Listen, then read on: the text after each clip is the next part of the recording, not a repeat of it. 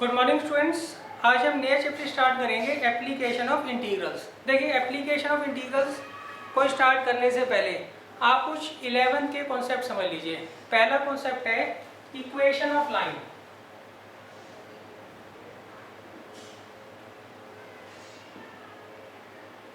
देखिए, मान लीजिए आपको एक लाइन दे रखी है और उसकी इक्वेशन है y is equal to m x या फिर x is equal to m y.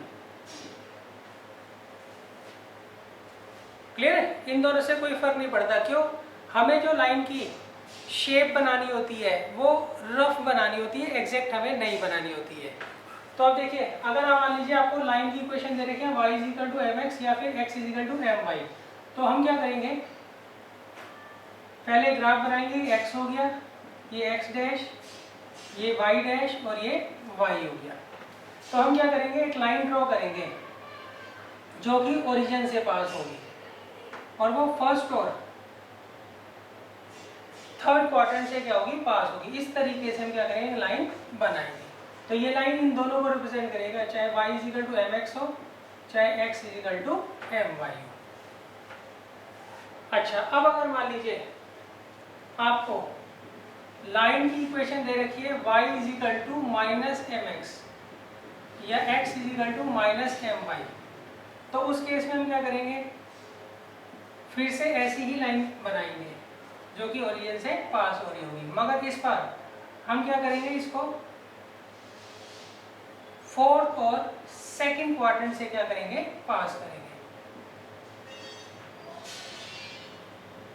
तो ये जो लाइन है ये इन दोनों को रिप्रेजेंट करेगी। y is equal to minus m x को भी यही रिप्रेजेंट करेगी और x is equal to minus m y को भी यही रिप्रेजेंट करेगी।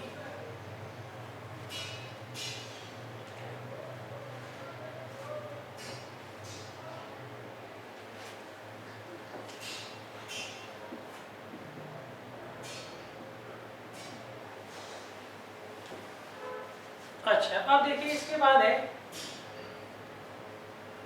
अगर मान लीजिए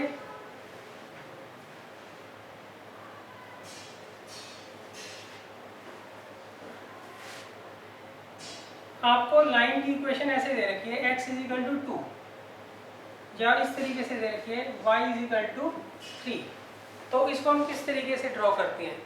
पहले मैं x इज इक्वल टू 2 बताता हूँ। पहले वही हम ग्राफ ड्रॉ कर लेंगे। अब देखिए, यहाँ पर मैं लाइन की इक्वेशन दे रखी है x इज इक्वल टू 2, तो हम क्या करेंगे, जहाँ पर x की वैल्यू 2 है, यहाँ पर 1 होता है, यहाँ 2 होता है। क्लियर है? x एक्सिस के ऊपर जहाँ पर x की वैल्यू 2 होगी वहाँ पर हम क्या करेंगे, परपेंडिकुलर खींच देंगे और वो परपेंडिकुलर क्या होना चाहिए, y एक्सिस के क्या होना चाहिए, पैरेलल होना चाहिए। तो इस लाइन की जो इक्वेशन होगी वो क्या हो जाएगी, x इज इक्वल टू 2। अच्छा, इन केस मान लीजिए आपको y is equal to 3 show करना है, फिर से हम वही ग्राफ बना लेंगे।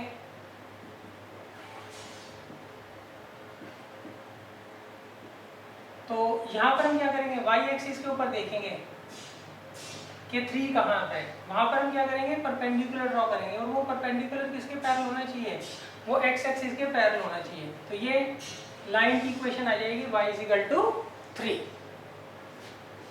अच्छा, अगर मान लीजिए यहाँ पे -2 आ जाए, x इज इक्वल टू -2, तो उस केस में हम क्या करेंगे, जहाँ पर लेंगे x एक्सिस के ऊपर पॉइंट, जहाँ पर -2 आ रहा होगा वहाँ पर हम क्या करेंगे, परपेंडिकुलर खींच देंगे, किसके पैरेलल, y एक्सिस के पैरेलल। अच्छा, मान लीजिए आपको y इज इक्वल टू -4 दे रखा है, इस लाइन को हमें क्या करना है, रिप्रेजेंट करना है। तो कैसे रिप्रेजेंट करेंगे, जहाँ पर y की वैल्यू -4 आ रही होगी वहाँ पर हम क्या करेंगे, परपेंडिकुलर ड्रॉ कर देंगे और वो परपेंडिकुलर किसके पैरेलल होना चाहिए बच्चों, वो x एक्सिस के पैरेलल होना चाहिए। तो ये जो लाइन होगी ये y इज इक्वल टू -4 को क्या करेगी, रिप्रेजेंट करेगी।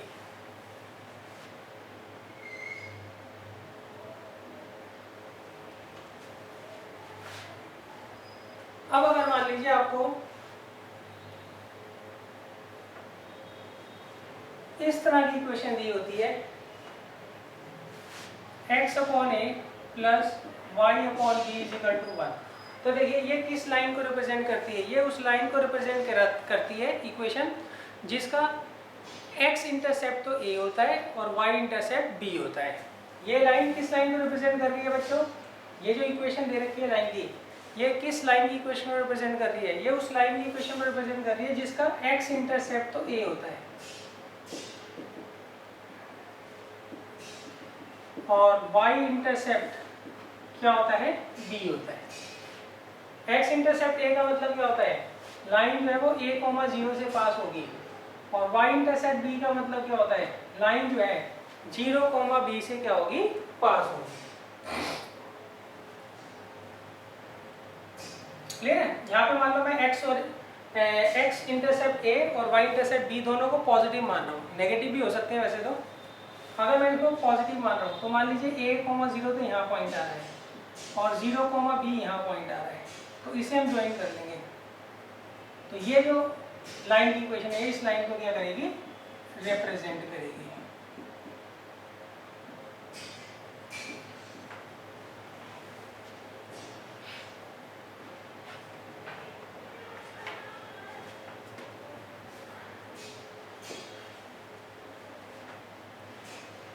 अच्छा, अब अगर मान लीजिए आपको रैंडम इक्वेशन दे देते हैं तो आप क्या करें, उसको इस फॉर्म में कन्वर्ट कर लें।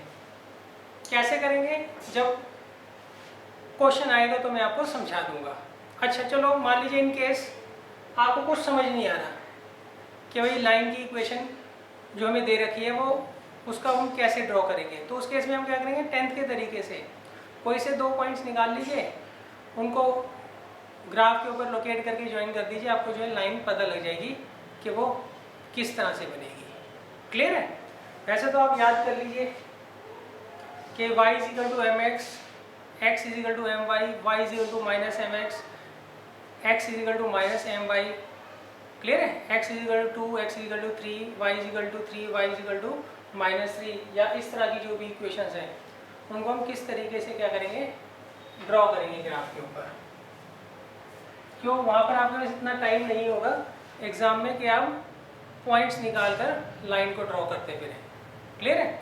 तो आपको इनका बेसिक कॉन्सेप्ट जो है वो दिमाग पर हमेशा बैठा कर रखना है। तो देखिए लाइन तो हमने पूरा डिस्कस कर लिया है। इसके बाद अगली शेप आती है सर्कल। अब नेक्स्ट शेप है सर्कल। देखिए सर्कल हमारे पास 2 होते हैं, एक जिसका सेंटर ओरिजिन पर होता है, दूसरा जिसका सेंटर ओरिजिन पर नहीं होता है। ये जो इक्वेशन दे रखी है आपको सर्कल की, इसका सेंटर जो होता है वो ओरिजिन पर होता है। सेंटर कहाँ होता है इसका, ओरिजिन पर, और इसकी जो रेडियस होती है वो क्या होती है बच्चों, r। मान लीजिए आपको इस तरह की इक्वेशन दे रखी है x² + y² = 60, तो इसका सेंटर कहाँ होगा बच्चों, ओरिजिन पर, और रेडियस क्या होगी बच्चों इसकी 4 यूनिट। इसको इससे कंपेयर कर लीजिए, आपको पता लग जाएगा। अच्छा, शेप तो इसकी बहुत आसान है। इस तरीके से हम इसे क्या करेंगे, ग्राफ के ऊपर लोकेट करेंगे।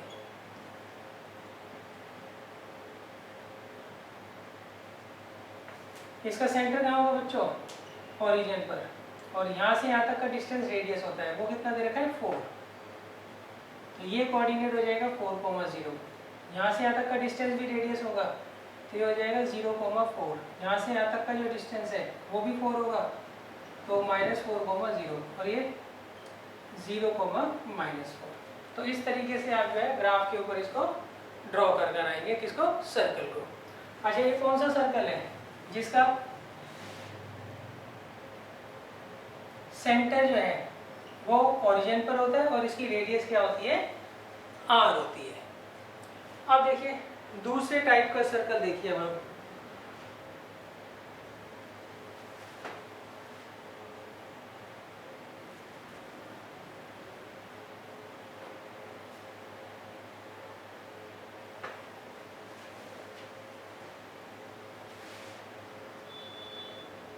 देखिए दूसरे टाइप का जो सर्कल होता है, इसका जो सेंटर होता है वो HK पर होता है। यहाँ पर H और K में से कोई एक तो जीरो हो सकता है, दोनों जीरो नहीं हो सकते। अगर दोनों जीरो होंगे तो ये पहले वाला केस बन जाएगा, और इसका जो रेडियस होता है वो सेम आर ही होता है। और इसकी इक्वेशन होती है बच्चों x माइनस एच का whole square plus y minus k का whole square is equal to r square.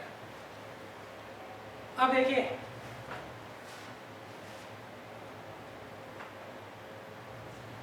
अब हमें ये नहीं पता बच्चों h और k कौन से क्वाड्रेंट में या कौन से एक्सिस के ऊपर लाई करेंगे, तो मैं रेंडमली h और k की कोई भी वैल्यू ले लेता हूँ।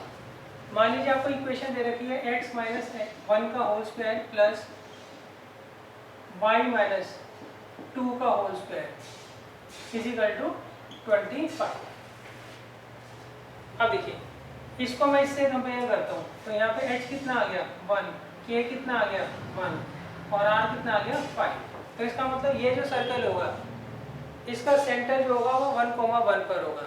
तो 1,1 रफली हम लोकेट कर लेते हैं, यहाँ पर आएगा।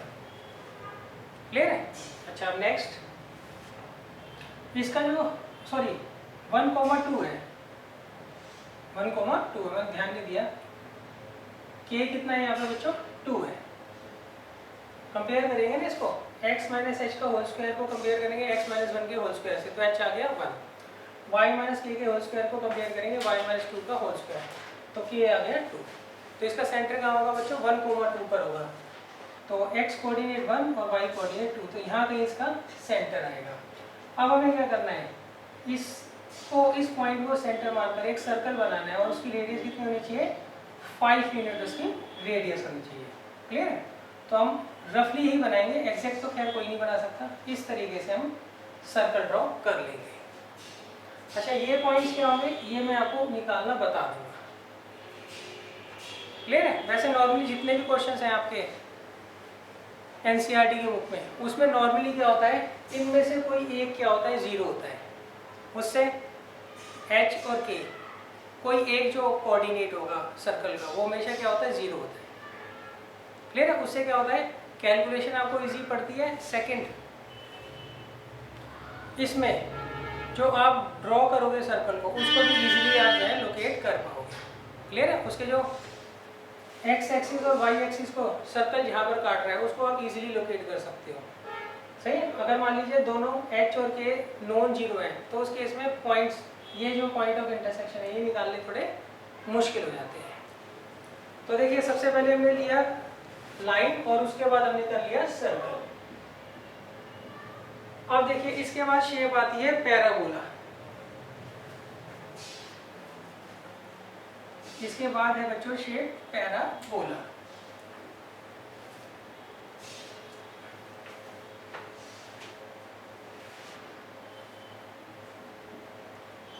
देखिए पैराबोला जो होता है ये भी आपके पास 2 टाइप के होते हैं और उनके 4 डिवीजन होते हैं। पहला टाइप जिसका वर्टेक्स ओरिजिन पर हो, पहला जिसमें वर्टेक्स जो है वो कहाँ पर होता है बच्चों, ओरिजिन पर होता है।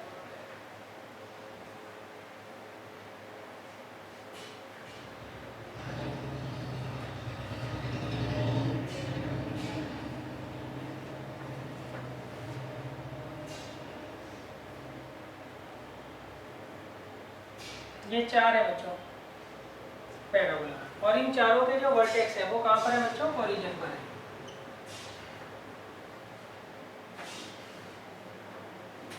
इसकी शेप जो होती है यू शेप्ड होती है सही, और जहाँ से ये वापस मुड़ता है, जिस पॉइंट से ये वापस मुड़ता है उसे हम क्या बोलते हैं, वर्टेक्स बोलते हैं। तो पहला पैराबोला वो है जिसका वर्टेक्स हम कहाँ पर लेते हैं, ओरिजिन पर लेते हैं। इसकी इक्वेशन होती है बच्चों x square is equal to 4ay। यहाँ पर a जो होता है वो यहाँ पर पॉइंट होता है, ये जो पॉइंट होता है ये होता है 0,a। a जो होता है यहाँ से यहाँ तक का डिस्टेंस होता है, और इस पॉइंट पर क्या बोलते हैं बच्चों, फोकस को, इसको क्या बोलते हैं, वर्टेक्स। अच्छा इसकी इक्वेशन होती है x square is equal to -4ay। ये जो पॉइंट होता है यहाँ पर एक पॉइंट होता है 0,-a, उसे हम क्या बोलते हैं, फोकस बोलते हैं, और इसे क्या बोलते हैं, वर्टेक्स। अच्छा नेक्स्ट ये होती है equation y square is equal to 4ax। a यहाँ पर होता है a, 0, इसे बोलते हैं फोकस और ये वर्टेक्स। और इसकी इक्वेशन होती है y square is equal to -4ax।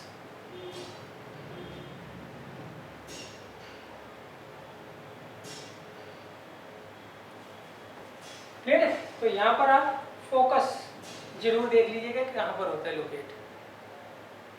Clear है? तो ये पहले टाइप का पैराबोला है जिसका वर्टेक्स जो होता है वो हमेशा आपको ओरिजिन पर नजर आएगा। और इसकी 4 कैटेगरी होती है, सही है?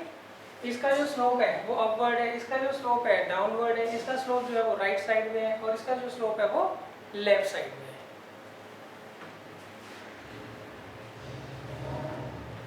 स्लोप का मतलब क्या हो गया बच्चे? यहाँ पर किस तरफ मुंह खुला होगा। इसका मुंह ऊपर की तरफ खुला हुआ है, इसका मुंह नीचे की तरफ खुला हुआ है, इसका मुंह राइट साइड में खुला हुआ है, और इसका मुंह लेफ्ट साइड में खुला हुआ है। अब देखिए इसके बाद आता है दूसरा जो हमारे पास पैराबोला है, दूसरे टाइप का जो पैराबोला है उसका जो वर्टेक्स होता है वो एच के पर होता है। एच के मतलब यहाँ पर जो वर्टेक्स होगा वो ओरिजिन पर नहीं होगा, यहाँ पर जो वर्टेक्स होगा वो ओरिजिन पर आपको नहीं मिलेगा।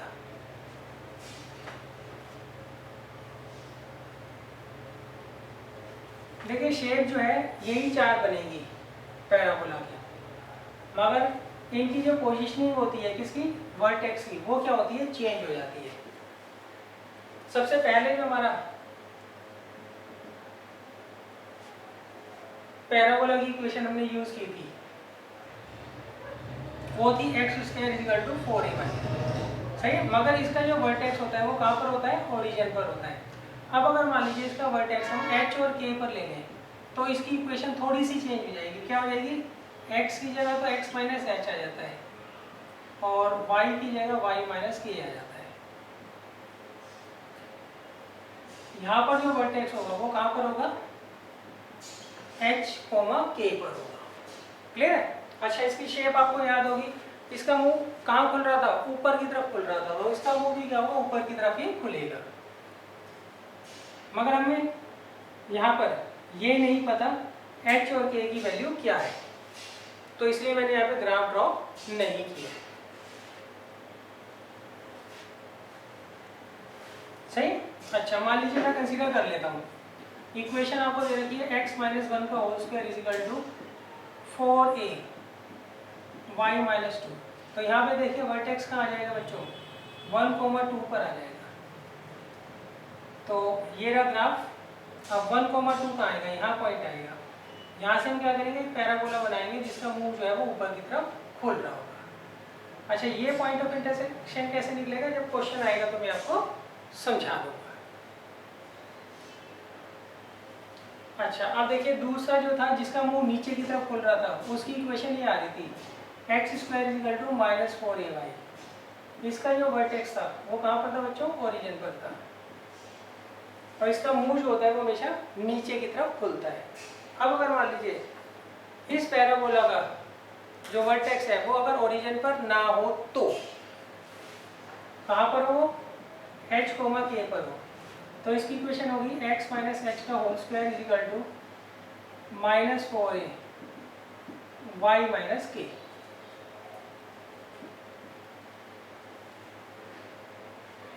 क्लियर है? अच्छा, इसकी जो शेप होगी इस तरीके से बनेगी, और ये जो है इसका वर्टेक्स होगा h, k।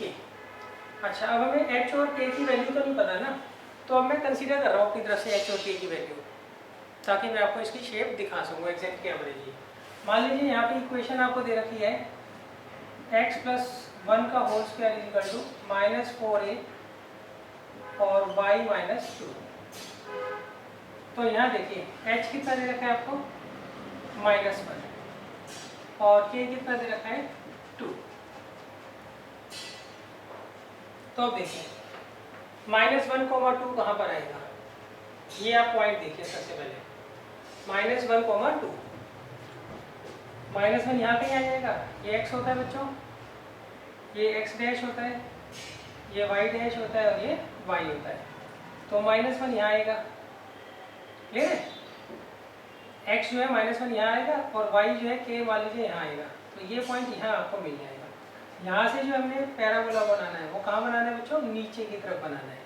उसका मुंह किधर खुलना चाहिए, नीचे की तरफ। अच्छा ये पॉइंट और ये पॉइंट कैसे निकालने हैं, जब क्वेश्चन आएगा तो मैं आपको समझा दूंगा। अभी बस आप शेप और इक्वेशन पर ध्यान रखिए। देखिए जिसका वर्टेक्स ओरिजिन पर होता है उसमें अगर आप x की जगह x माइनस एच रख दो और y की जगह y माइनस के रख दो तो उसका जो ओरिजिन से वर्टेक्स जो होता है वो कहाँ शिफ्ट हो जाता है, h और k पर शिफ्ट हो जाता है। अब देखिए हमने ऊपर और नीचे मुंह खुलने वाले पैराबोला तो बना लिए। अब जो लेफ्ट और राइट में खुलेंगे उनकी इक्वेशन और डायग्राम भी हम फिगर भी हम क्या करते हैं, देख लेते हैं।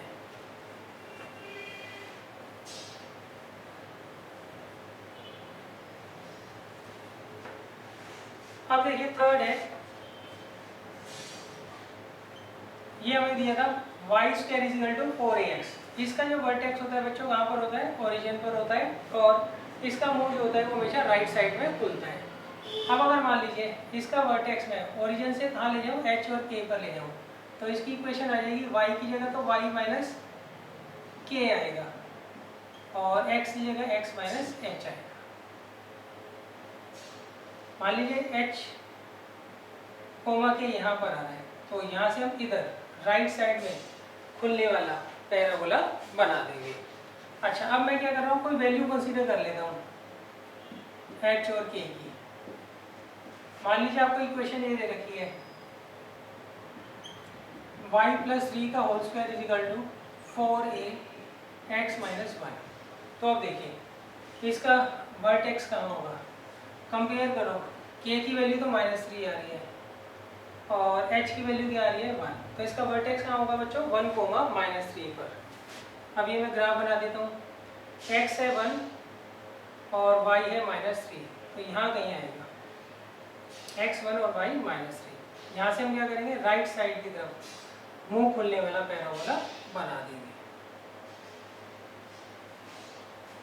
ये आगे जाके कहीं ना कहीं इसको काटेगा, वो मैं आपको बता दूंगा कि किस पॉइंट पर काटेगा। अच्छा अब देखिए फोर्थ, इसमें आपको मान लीजिए इक्वेशन दे रखी है y square equal to -4ax। तो इसका वर्टेक्स कहाँ होता है बच्चों, ओरिजिन पर, और इसका मूल होता है वो लेफ्ट साइड में खुलता है। किधर खुलता है, लेफ्ट साइड में। अब देखिए हम y की जगह रख लेते हैं y माइनस, वर्टेक्स हमें क्या लाना है h कोमा k पर, तो y की जगह y माइनस k रख देते हैं और x की जगह x माइनस h। अच्छा मान लीजिए h और k यहाँ आ रहा है पॉइंट, तो यहाँ से हम क्या करेंगे, पैराबोला बनाएंगे जिसका मुंह जो है किधर खुल रहा होगा, लेफ्ट साइड में खुल रहा होगा। अब मैं h और k की वैल्यू को ही कंसीडर कर लेता हूँ। मान लीजिए इक्वेशन दे रखी है y माइनस 2 का whole square equal to -4a x plus 1।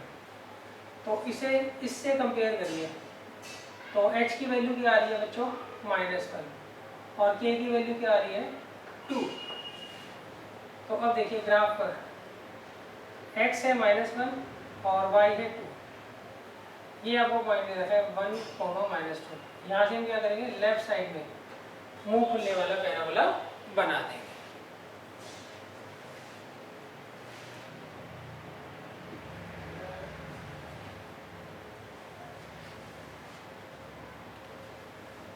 अब देखिए नेक्स्ट जो शेप है वो है एलिप्स।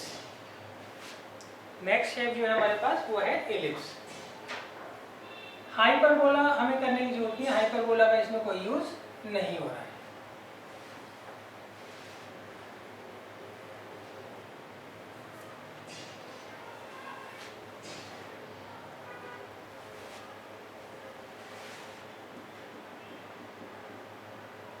देखिए इलिप्स भी दो तरह के होते हैं। इलिप्स की पहले फिगर बना देता हूँ मैं इस तरीके से, और एक इस तरीके से होता है। इसकी हाइट ज़्यादा होती है और इसकी मोटाई ज़्यादा होती है। इसका x इंटरसेप्ट बड़ा होता है, इसका y इंटरसेप्ट बड़ा होता है। तो देखिए हम क्या करते हैं, जो इंटरसेप्ट बड़ा होता है उसकी लेंथ हमेशा a मानते हैं। तो ये पॉइंट हो गया a,0, और जो उसका इंटरसेप्ट छोटा होता है उसकी लेंथ हमेशा b मानते हैं। तो ये हो गया 0,b। और यहाँ से यहाँ तक का डिस्टेंस भी ये होगा, तो ये पॉइंट होगा -a,0। यहाँ से यहाँ तक का जो डिस्टेंस होगा वो भी b होगा, तो ये होगा 0, -b। अब देखिए यहाँ पे ये बड़ा इंटरसेप्ट है, तो इसे a मानेंगे हम और इसे b। तो ये पॉइंट होगा b, 0 और ये 0, a, 0, -a, -b, 0। तो अब देखिए इसकी इक्वेशन होती है बच्चों x² by a² plus y² by b² = 1, और इसकी इक्वेशन होती है x² by b² y² by a² = 1। यहाँ पे x इंटरसेप्ट बड़ा है ना, तो x के नीचे ये आएगा। यहाँ पर y इंटरसेप्ट बड़ा है, इसलिए y के नीचे a आएगा। तो ये बच्चों बेसिक फिगर्स और उनकी इक्वेशंस थी जो आपको प्रैक्टिस करनी है। इनका बहुत ज़्यादा यूज़ है, इनके बगैर चैप्टर होना असंभव है, इम्पॉसिबल है। तो इनकी आप क्या करिएगा, प्रैक्टिस कर लीजिएगा।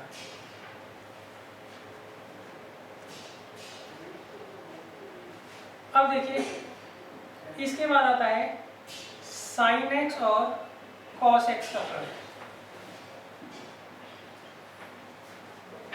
sin x और cos x का ग्राफ हम किस तरीके से बनाते हैं।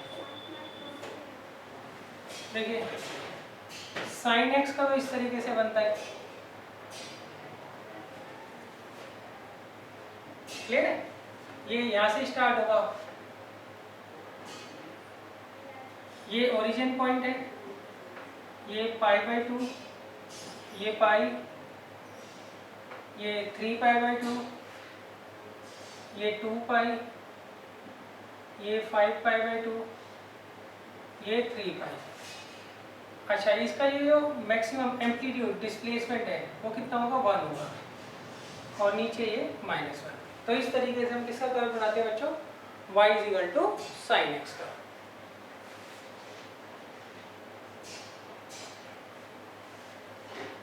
अब देखिए y = cos x का कर्व कैसे बनेगा।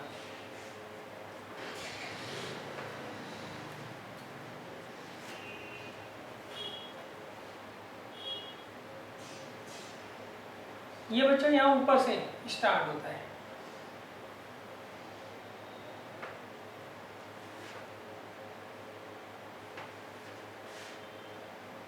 सही। थोड़ा ये सिमेट्री गड़बड़ा गई है, वो आप देख लीजिएगा।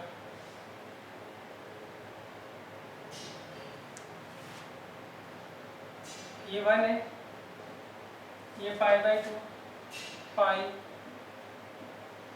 3π/2, 2π, 5π/2। ये जो डिस्प्लेसमेंट है कितना होता है, 1, और ये जो पॉइंट होता है ये -1 होता है। अब ये -π/2, -π, -3π/2। तो बच्चों ये शेप्स आप अच्छे तरीके से प्रैक्टिस कर लीजिएगा, क्योंकि इन शेप्स के बगैर ये चैप्टर आपको बिल्कुल भी समझ नहीं आएगा। ये आपको बेसिक कॉन्सेप्ट इसके आने ही चाहिए। अब देखिए हम चैप्टर स्टार्ट करते हैं।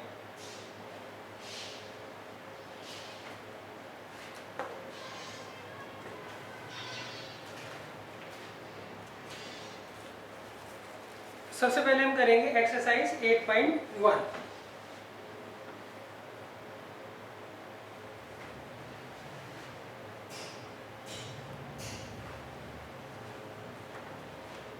देखिए एक्सरसाइज 8.1 में उन्होंने बोला है, क्वेश्चन नंबर 1 में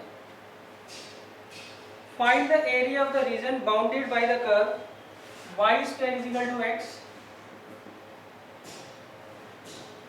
द लाइन x = 1,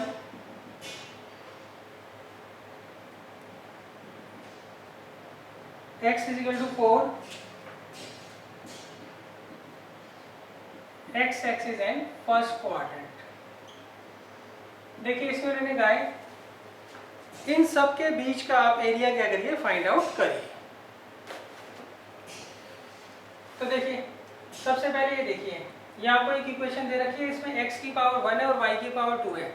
कभी भी x और y में से किसी एक की पावर 1 हो, किसी दूसरे की पावर 2 हो, तो उस केस में वो किसको रिप्रेजेंट करता है? पैराबोला को रिप्रेजेंट करता है। तो ये किसको रिप्रेजेंट कर रहा है? y square is equal to 4ax को। क्लियर है? यहाँ पर 4a की वैल्यू क्या है? 1 है। 4a की वैल्यू जो मर्जी हो उससे कोई फर्क नहीं पड़ता है। हमें जो शेप बनानी होती है वो जर्नल होती है, रफ होती है, एग्जैक्ट नहीं होती है, ध्यान रखिएगा आप।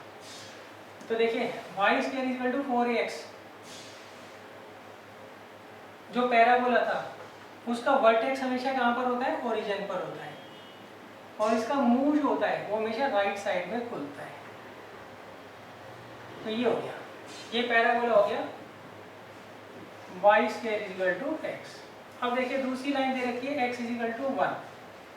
तो x इज इक्वल टू 1 आपको याद हो, जहाँ पर x एक्सिस के ऊपर 1 होगा वहां पर हम क्या करते हैं? परपेंडिकुलर डालते हैं, और वो परपेंडिकुलर किसके पैरेलल होने चाहिए? y एक्सिस के पैरेलल होने चाहिए।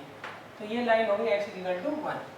अब similarly x is equal to 4, जहाँ पर x एक्सिस के ऊपर 4 होगा, ये हो गया 1 2 3 4, वहां पर हम क्या करते हैं? परपेंडिकुलर ड्रॉ कर देते हैं।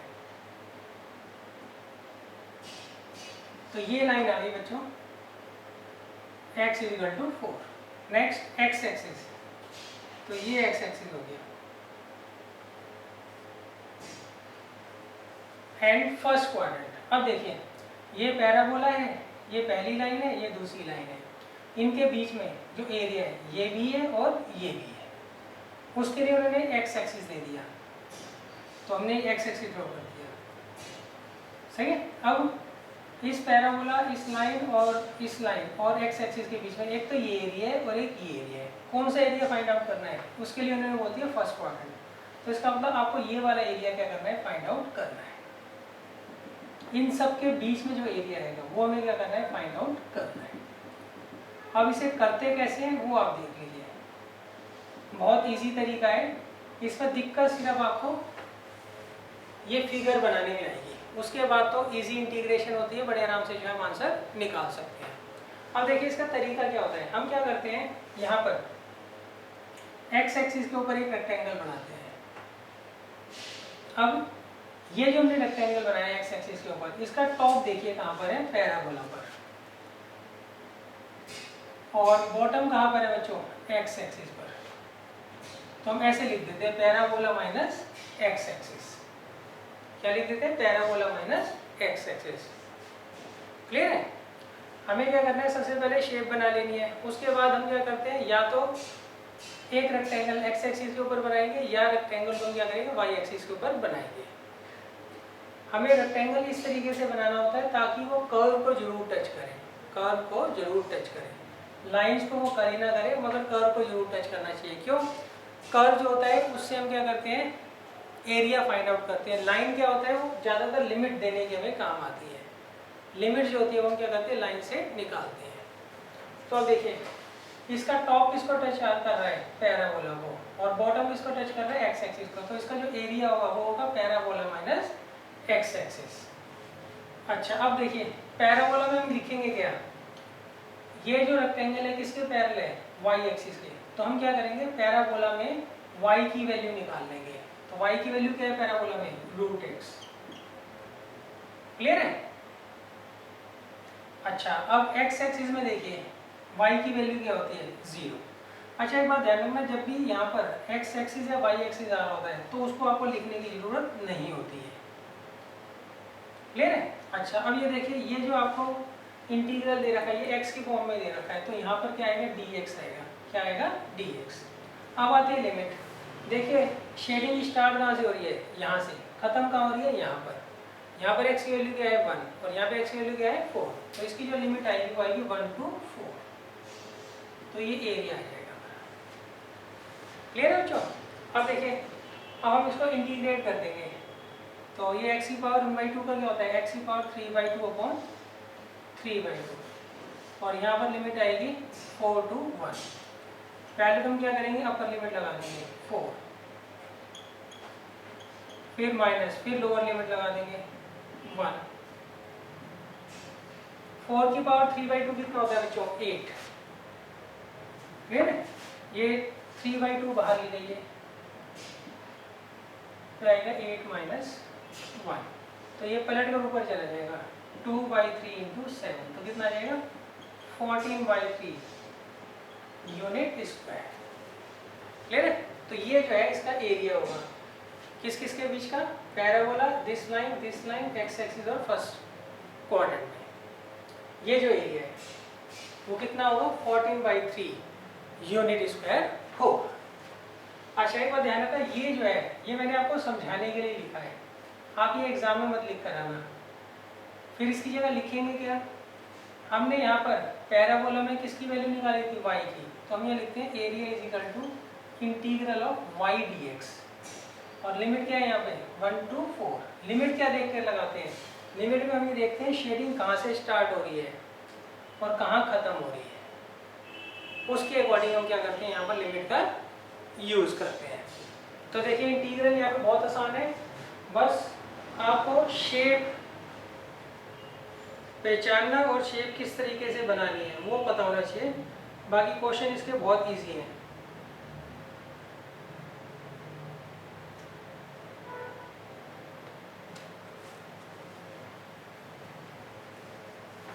अब देखिए इसके बाद है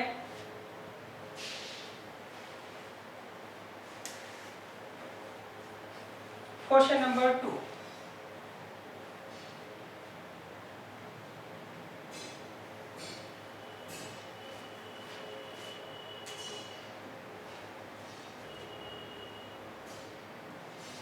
देखिए क्वेश्चन नंबर 2 में लिखा है find the area of the region bounded bye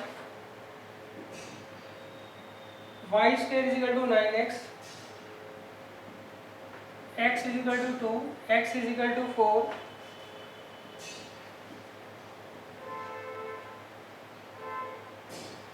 and the x axis in the first quadrant।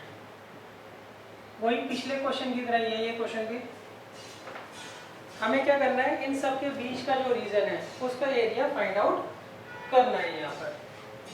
तो देखिए कैसे करेंगे, सबसे पहले ये किसको रिप्रेजेंट कर रहा है, यहाँ पर y की पावर 2 है और x की पावर 1 है, तो इसका मतलब ये किसको रिप्रेजेंट करता है, पैराबोला को। और ये कौन सा पैराबोला है जिसका मुंह किधर खुलेगा, राइट साइड में खुलेगा।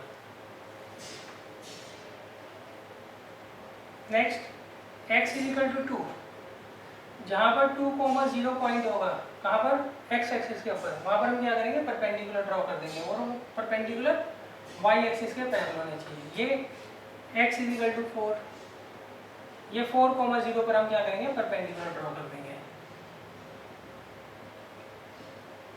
नेक्स्ट x एक्सिस और नेक्स्ट फर्स्ट क्वाड्रेंट, मतलब ये वाला एरिया हमें क्या करना है फाइंड आउट करना है।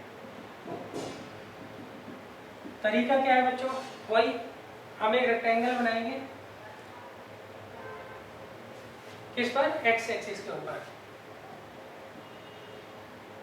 तो एरिया किसके बराबर होगा, यहाँ पर देखिए टॉप में क्या आ रहा है पैराबोला और बॉटम में क्या आ रहा है x एक्सिस। तो अब देखिए आप जब भी हम x एक्सिस के ऊपर क्या बनाते हैं, रेक्टेंगल बनाते हैं, तो हम यहाँ लिखते हैं इंटीग्रल ऑफ y dx और लिमिट क्या होगी 2 to 4। क्लियर, आपको ये लिखकर नहीं आना है, ये बस समझाने के लिए मैं लिखवा रहा हूँ।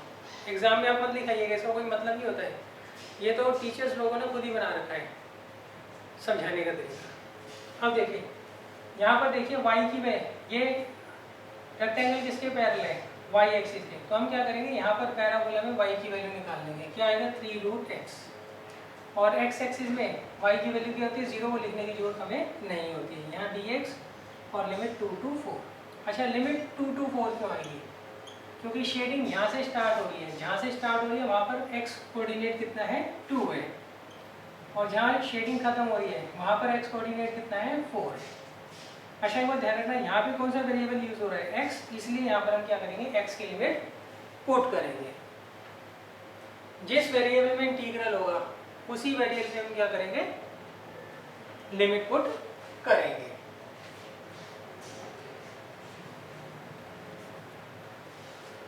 अब देखिए इसके बाद है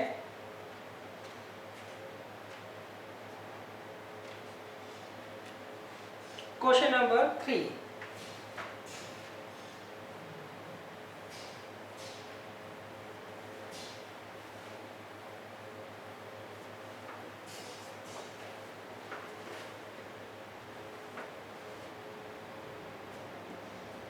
देखिए क्वेश्चन नंबर 3 में रखा है find the area of the region bounded bye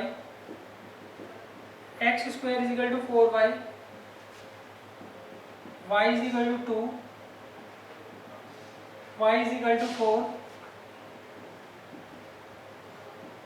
y axis and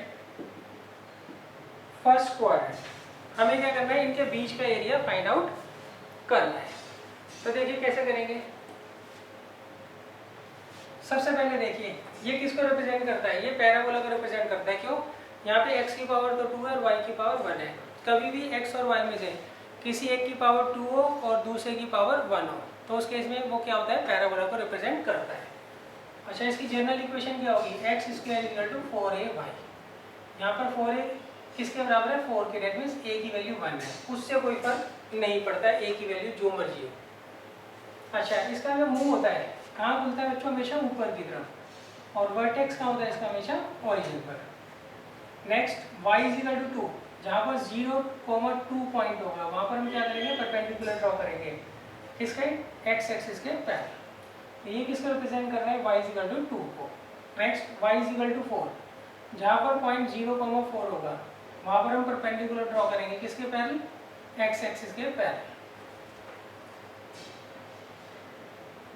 अब देखिए इसके बाद y एक्सिस ये है एंड फर्स्ट क्वाड्रेंट ये, तो हमें ये वाला एरिया फाइंड आउट करना है।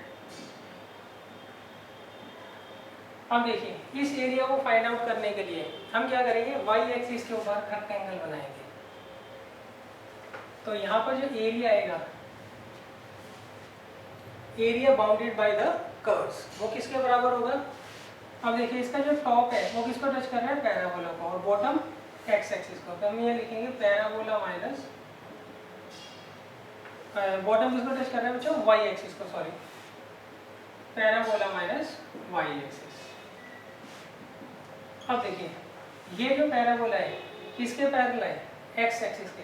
तो हम क्या करेंगे, इस पैराबोला में से x की वैल्यू निकाल लेंगे। x की वैल्यू क्या आएगी, 2√y, और ये लिखने की जरूरत नहीं होती, क्यों, y एक्सिस में x की वैल्यू क्या होती है, हमेशा 0 होती है। और यहाँ लिखेंगे dy, और लिमिट क्या आएगी, शेडिंग यहाँ से स्टार्ट हो रही है, यहाँ खत्म हो रही है। जहाँ पर शेडिंग स्टार्ट हो रही है वहाँ पर y की वैल्यू 2 है, और जहाँ खत्म हो रही है वहाँ पर y की वैल्यू क्या है, 4 है। फिर अच्छा, इसकी जगह हम क्या लिखेंगे बच्चों, integral of x dy। Clear, हम x की वैल्यू निकाल रहे हैं ना पैराबोला में, इसलिए x dy लिखेंगे। अब ये तो आप कर ही लेंगे। 2 y की पावर हाफ का इंटीग्रल क्या होगा, y की पावर 1/2 का इंटीग्रल होगा y की पावर 3/2 अपॉन 3/2, लिमिट 2 to 4। अब ये पलट कर ऊपर जाएगा, 4/3 y की पावर 3/2 और लिमिट 2 to 4, ये आएगा 4/3। पहले अपर लगाएंगे 4 की पावर 3/2, फिर लोअर लगाएंगे 2 की पावर 3/2, ये आ गया 4/3। 4 की पावर 3/2 कितना होता है, 8, और 2 की पावर 3/2 होता है 2√2 यूनिट स्क्वायर। अब इसे आप अंदर मल्टीप्लाई कर सॉल्व कर दीजिएगा। तो देखिए क्वेश्चन तो इसके काफ़ी इजी है, बस आपको इंटीग्रेशन की प्रैक्टिस होनी चाहिए और शेप्स के बारे में प्रॉपर नॉलेज होनी चाहिए।